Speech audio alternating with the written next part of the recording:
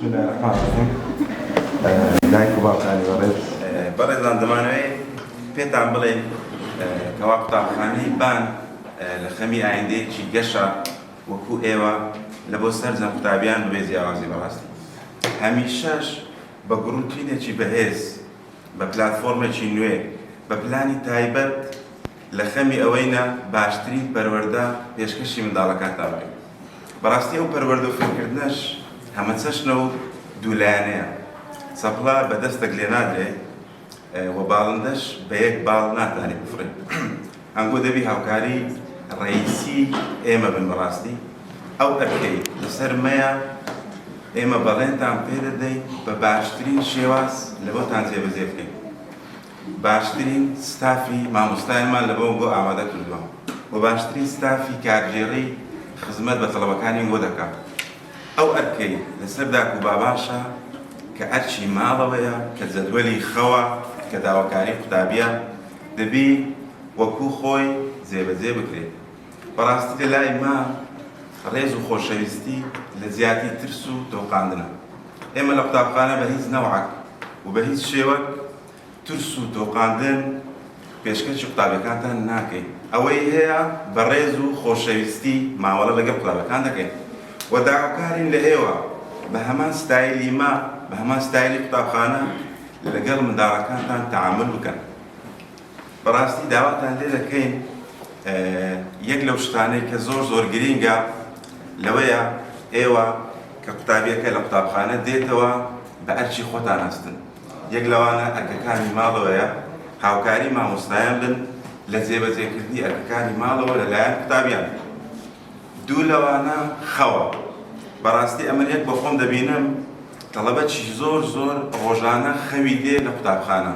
یعنی دەچێت پۆل منداڵ هەیە نووسیە یان نەش نووسیبی ئەوەندە کزە توانای ئەوەی نییە جێ لە مامۆستا ڕابگری بەڕاستی. بەڕێزان دۆپەمین هۆرمۆنێکی شادیە کە لە کاتی خەو دەژێتە ناو جسمی منداڵ. لە کاتی خەوەکی باش هەر کاتێک منداڵەکەت خەوەکی باشی کرد لە جەدوەلێکی باشدا نووست ئەو دۆپەمینە دەژێتە ناو جسمی منداڵەکەت. ئەوەش کاریگەری لەسەر قوتابخانەی دەبی. بەڕاستی بەیانی منداڵەکەت دێت بۆ قوتابخانە بە شادی و بە گروتوینێکی بەهێز دێت گوێ لە مامۆستای ڕادەگری ئەرکەکانی قوتابخانەی زۆر بە باشی جێبەجێ دەکەن. وەک دەزانن پەروەردە لە پێش فێرکردنە لەلایەن قوتابخانەی بان بەڕاستی.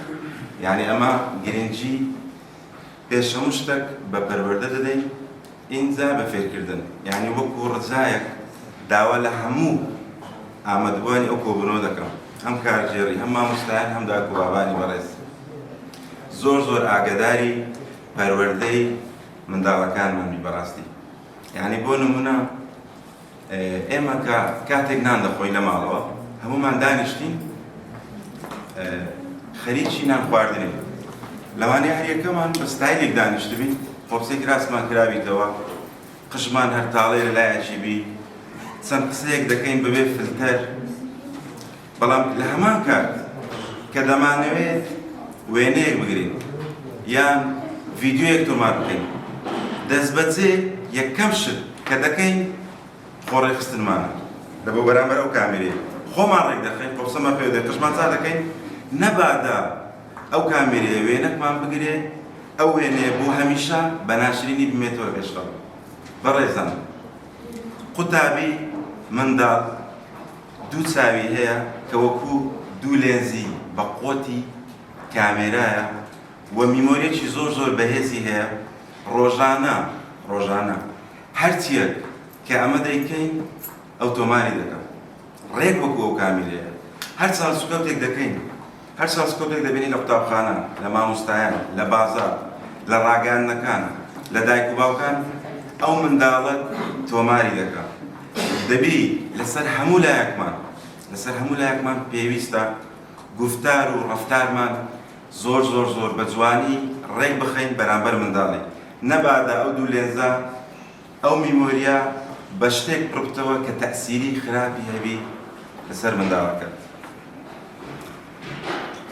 ئیمامی عومەر دەفەرموێ باشترین میرات کە لە داک و بابی لە بۆ منداڵی ببینێتەوە ئەدەب و پەروەردەی تەندروستە. ئێمە هەموو دەبی هەوڵی ئەوە بدەین لە پاشە خۆمان ئەدەب و پەروەردەی تەندروست لە بۆ منداڵمان بەجێ بێت. ئەمە زیاتر درێژە بە قسەکانم نادەم، بەڵام دەمەوێت داوای ئەوتان لێ بکەم کە داک و بابان ئەگەر هاوکار نەبن قوتابخانە بە تەنیا ئەو ئەرکەی بە تەواتی پێوەجێنێت و ئەمە بەڵێن دووپات دەکەینەوە و بەڵێنتان پێ دەدەین قوتابخانەی بان هەمیشە لە دوو پلانی نوێیە لە بۆ پێشکەشکردنی باشترین خزمەت.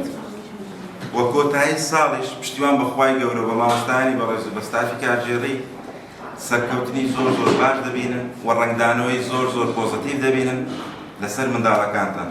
زۆربەی داواتان لێ دەکەم هاوکارمان بن، ئەوەی لەسەر ئێوەیە بەباشی جێبەجێ دەکەن، بەڵێنی ئەوەشتان پێ دەدەین ئەو ئەرکەی لەسەر ئێمەیە بە باشترین شێواز لە بۆتان جێبەجێ بکەین و باشترین پەروەردە و فێرکردن پێشکەشی منداڵەکانتان بکەین. زیاتر درێژەی نادەم. کارژێری قوتابخانە پلاتفۆرمێکی زۆر باش و نایابی دروست کردیە کە لە ڕێگای داتاشۆ ئێستا مامۆستا سەروەر بەڕێوەری قوتابخانە پێشکەشتان دەکات.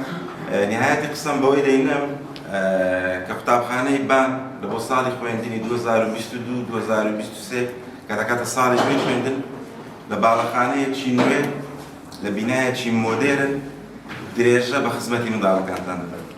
زۆر بەخێر بێن، هەر شاد بن، گەورەتان کردن.